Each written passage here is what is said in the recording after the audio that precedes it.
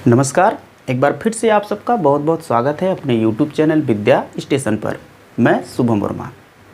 जैसा कि आप सब जानते हैं कि आज का जो हमारा क्लास है संख्या पद्धति चैप्टर का 7वां क्लास है। अभी तक हमने संख्या पद्धति चैप्टर के 1 से लेकर के 112 तक के प्रश्नों को हल कर दिए हैं। अब उसी के बाद हम बढ़ते हैं अपने अगले प्रश्न की ओर। तो प्रश्न नंबर 113 देखिए क्या कह रहा है। प्रश्न नंबर 113 है कि एक कक्षा में छात्रों की संख्या छात्राओं की संख्या की 3 गुनी है। तो बता रहा है कि निम्न में से कौन सी संख्या कक्षा में कुल विद्यार्थियों की संख्या को निरूपित नहीं करता। अब ध्यान से देखिए, अब छात्रों की संख्या, चलिए मान लीजिए छात्र मतलब लड़के, तो लड़कों की संख्या मान लीजिए उसको हम दिखा देते हैं बी से बॉय दिखा देते हैं।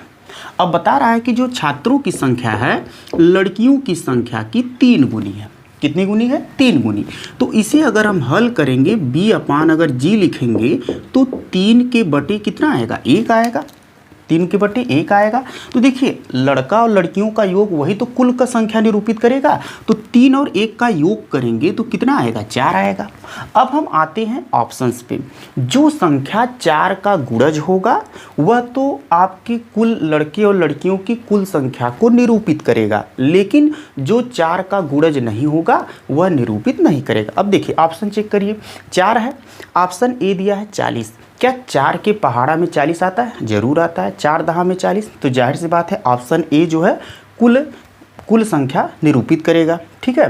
42 दिया है, 4 के पहाड़ा में तो 42 आता नहीं है। ठीक, यानी आपका ऑप्शन नंबर क्या हो गया? बी। और सी भी देखिए 44 है, 11 चौक 44 होता है। और ऑप्शन नंबर डी जो दिया है 12 चौक 48 होता है। तो मतलब कि जो आपका ऑप्शंस है ऑप्शन नंबर बी यानी 42।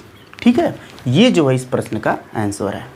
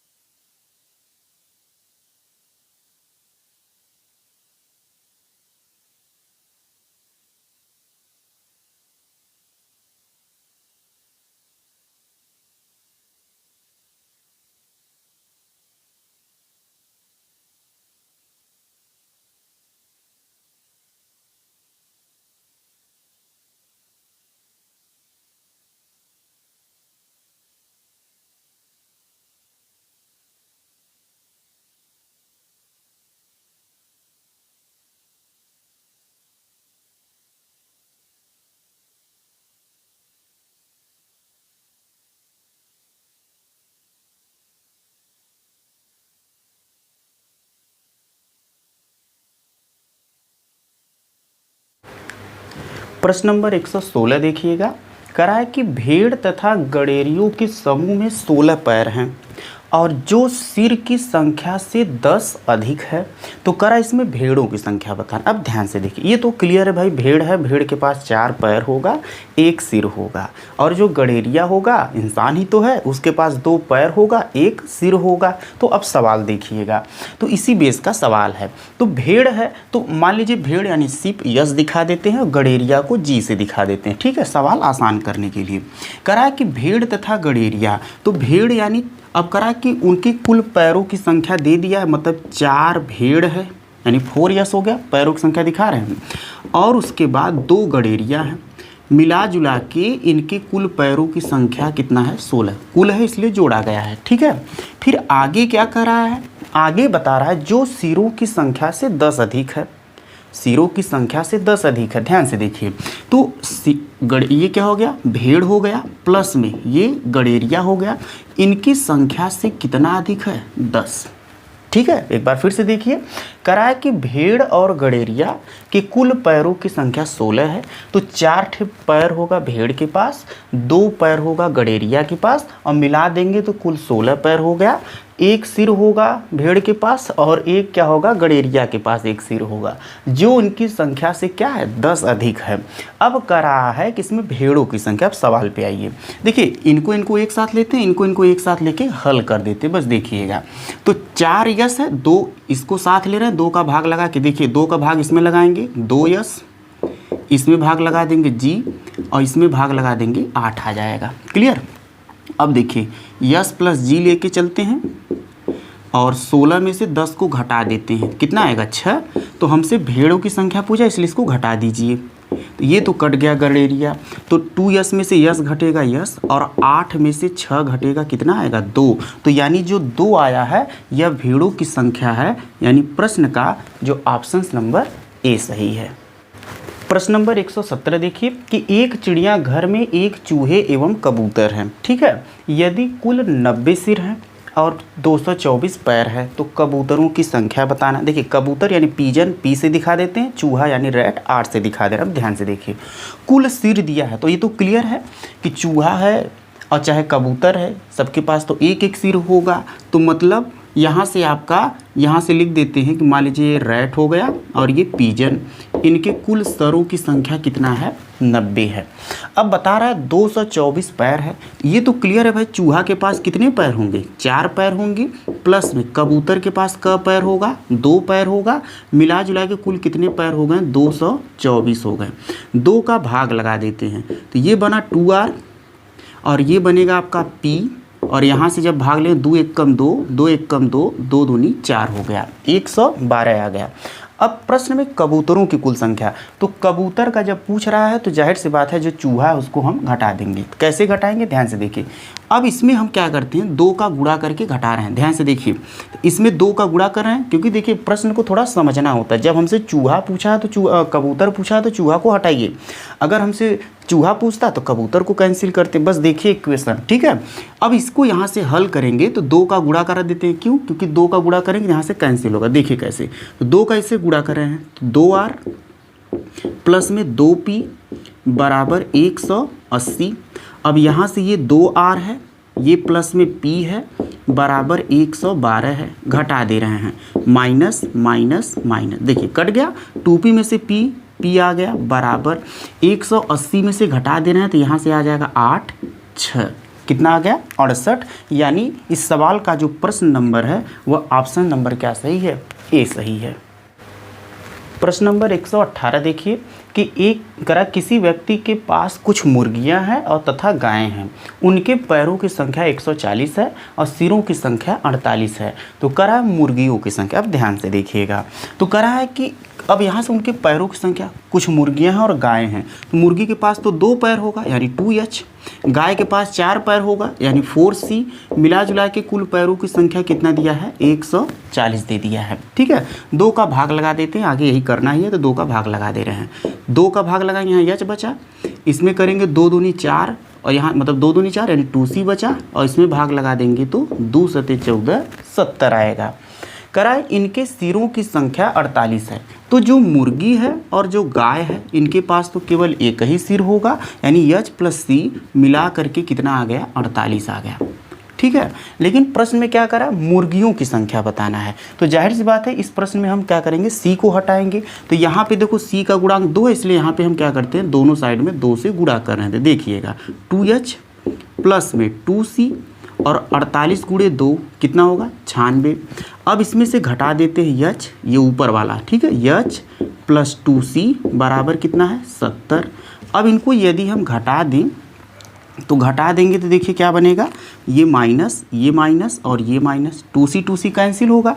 तो 2h में से h घटेगा, h आएगा, और 96 में से 70 घटा देंगे तो ये आएगा आपका 26। यानी प्रश्न का जो ऑप्शन है, ऑप्शन नंबर डी सही है।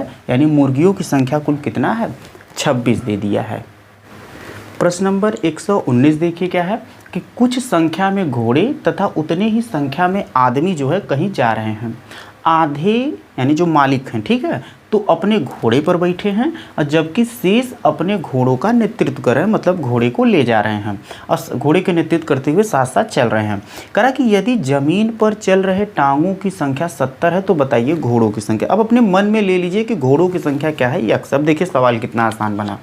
अब अगर घोड़े यक्स हैं और ज़मीन पे 70 पैर है तो जाहिर सी बात है घोड़ा तो भाई चल ही रहे हैं ज़मीन पे, तो घोड़े के पास 4 पैर होगा तो वो मान लीजिए 4h हो गया, मतलब 4x हो गया प्लस में।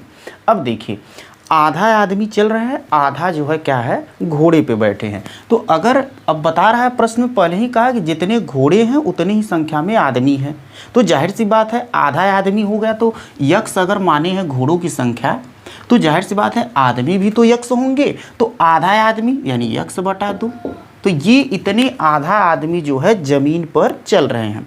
तो लेकिन पैरों की संख्या कितना होगा, 2 ही तो होगा, तो यानी इसमें हम गुणा कर देंगे 2 का। और बता रहा है कि कुल पैरों की संख्या कितना है, 70 है। अब ध्यान से देखिए 2 से 2 कैंसिल होगा, तो ये 4x और प्लस x बराबर 70 है, और 4x कितना आएगा, 5x बराबर 70, और काट देंगे 5 से तो 14 25 70, यानी x बराबर 14 आएगा। यानी इस प्रश्न का जो ऑप्शंस है, ऑप्शंस नंबर क्या सही है, सी सही है। एक बार प्रश्न को फिर से देखिए, कह रहा है कुछ संख्या में घोड़े हैं और उतने ही संख्या में जो आदमी है कहीं जा रहे हैं। मतलब अगर घोड़ा यक्स है तो आदमी भी यक्स होंगे, ये तो क्लियर हो गया।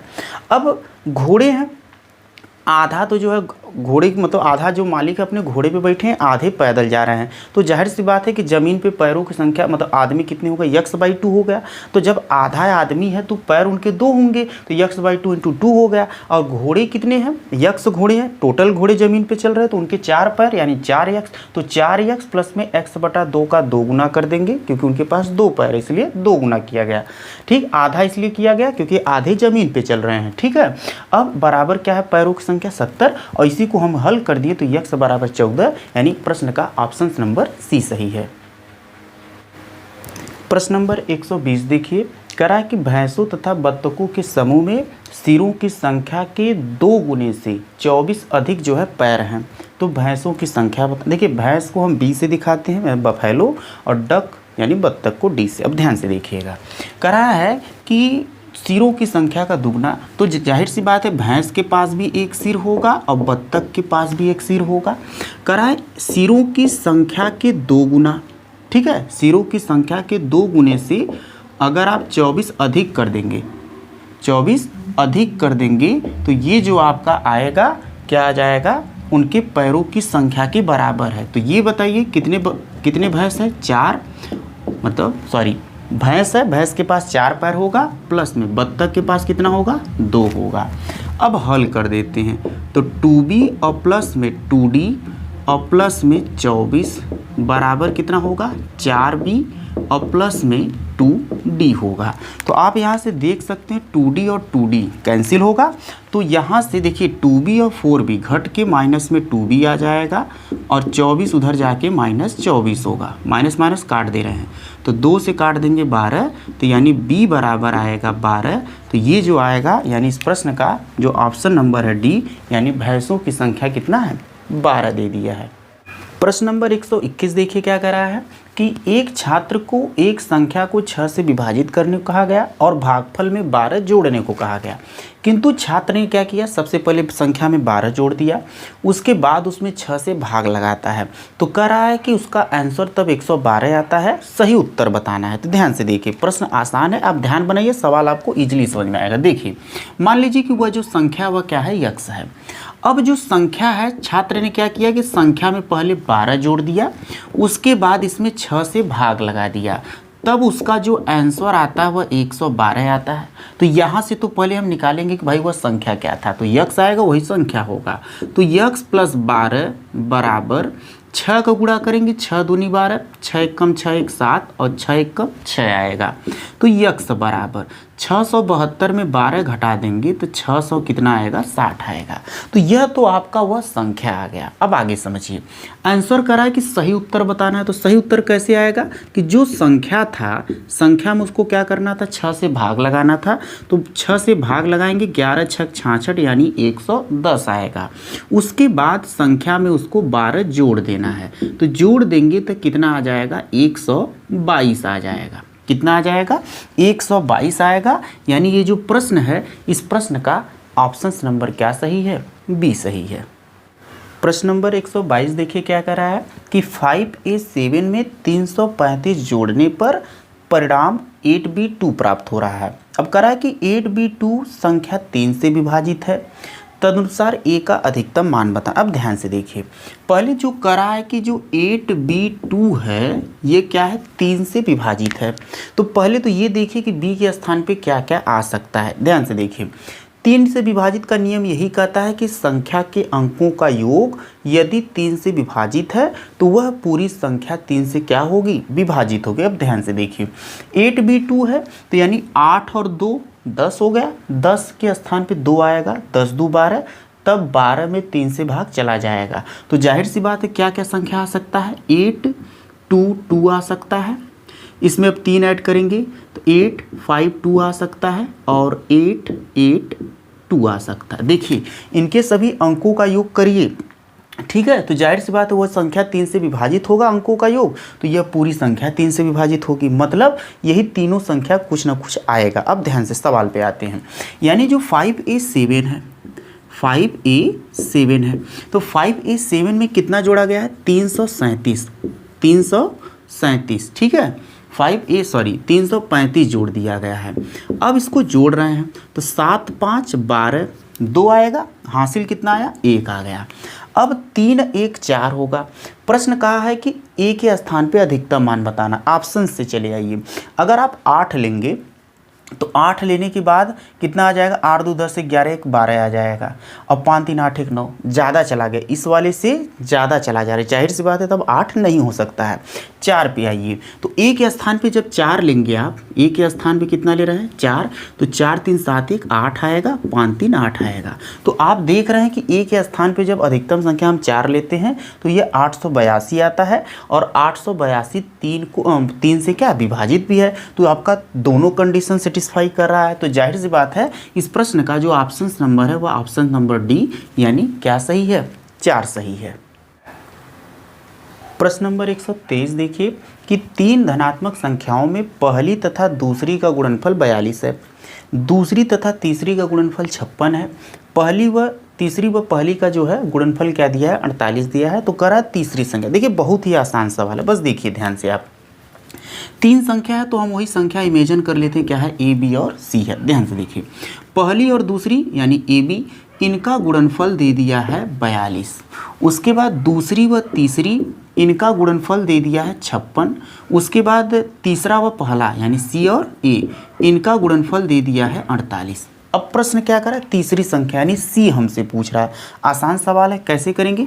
अच्छा ये बताइए, बी सी और सी ए का अगर हम म से लेंगे तो म से यानी दोनों में जो कॉमन हो तो म से क्या आएगा, सी आएगा।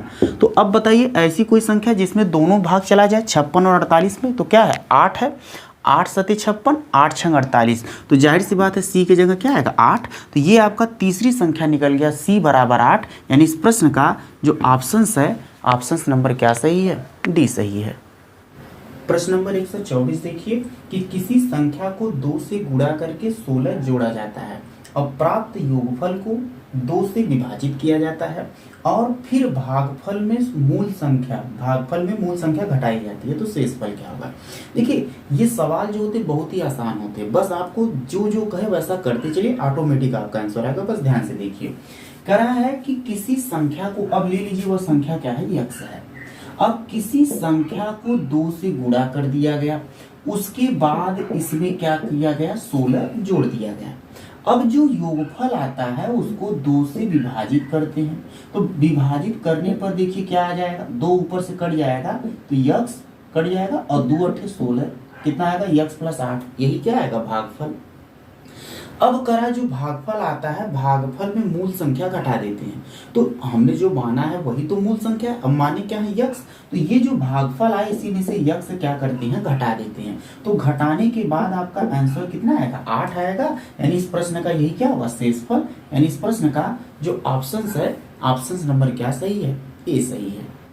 प्रश्न नंबर 125 देखिए कि 2 धनात्मक संख्याओं का जो अंतर है वह 72 है तथा एक के द्वारा दूसरे को भाग देने पर भाज्यफल, मतलब वही भागफल 4 आता है, तो संख्या बताना। अब ध्यान से देखिए, 2 धनात्मक संख्या तो अपने मन में लेके चलते हैं कि यक्स एक वाई है। देखिए बहुत आसान हो जाएगा, ठीक है। तो यक्स माइनस वाई, इनका जो अंतर है वह कितना दिया है, 72 दिया है। अब क्या करा है, एक के द्वारा दूसरे को भाग दिया जाता है। मान लीजिए यक्स में किससे भाग दे दिए, वाई से, और जब भाग देते हैं तो भागफल क्या आता है, 4 आता है। तो इसे अगर लिखेंगे तो यक्स बराबर 4y, तो ये यहाँ पे रख देते हैं। तो ध्यान से देखिए, 4y यक्स की जगह 4y माइनस में y बराबर कितना, 72, ये आ जाएगा 3y बराबर 72, और काट देंगे 3 दूनी 6, 3 चौक 12, यानी y बराबर जो आएगा वह कितना आएगा, 24, और ये यहाँ पे रख देंगे तो यक्स बराबर कितना आएगा, 4 गुणे 24, यानी 4 चौके 16, 4 दूनी 8 9। तो यानी एक संख्या तो आएगा आपका 24, एक संख्या आएगा 96। यानी ये जो प्रश्न है, इस प्रश्न का ऑप्शन नंबर क्या सही है, बी सही है। प्रश्न नंबर 126 देखिए, करा कि यदि किसी संख्या को 2 गुना करके उसमें 20 जोड़ दिया जाता है तो वही उत्तर प्राप्त होता है जो उस संख्या को 8 से गुणा करके गुणनफल में 4 घटाकर प्राप्त होता है। तो संख्या बताइए। बहुत ही आसान सवाल है, बस देखिए ध्यान से। अब वह संख्या ले लीजिए यक्स। अब संख्या को करा 2 गुना कर दिए, 2x होगा। इसमें हम क्या किए, 20 जोड़ देते हैं, तो सेम वही आंसर आएगा, जब सेम जो बराबर वही आएगा जब इसी संख्या में अगर हम 8 से गुणा करके 4 घटा दें। बात समझ में आया, क्या करा है कि संख्या में अगर 2 का गुणा करके 20 जोड़ देंगे तो वही आंसर आएगा जब संख्या में 8 का गुणा करके 4 घटा दे रहे हैं। ठीक है, अब समझिएगा सवाल। तो यहाँ से आपका बन जाएगा ये 2x, ये आपका 20, इधर 8x, इधर आपका 4। अब देखिए तो 8x, अब इसको उधर लेके जाते हैं तो 20 और माइनस 4 इधर जुड़ के प्लस 24 बना, 8 में से 2 घट के 6x बना। तो काट देंगे 6 चौक 24, यानी x बराबर कितना आएगा, 4 आएगा। तो जाहिर सी बात है वह संख्या क्या है, 4। यानी इस प्रश्न का जो ऑप्शन है, ऑप्शन नंबर क्या सही है, सी सही है।